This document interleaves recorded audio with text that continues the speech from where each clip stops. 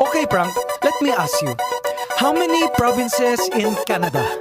10? Okay, how many provinces in China? 23. How many provinces in the Philippines?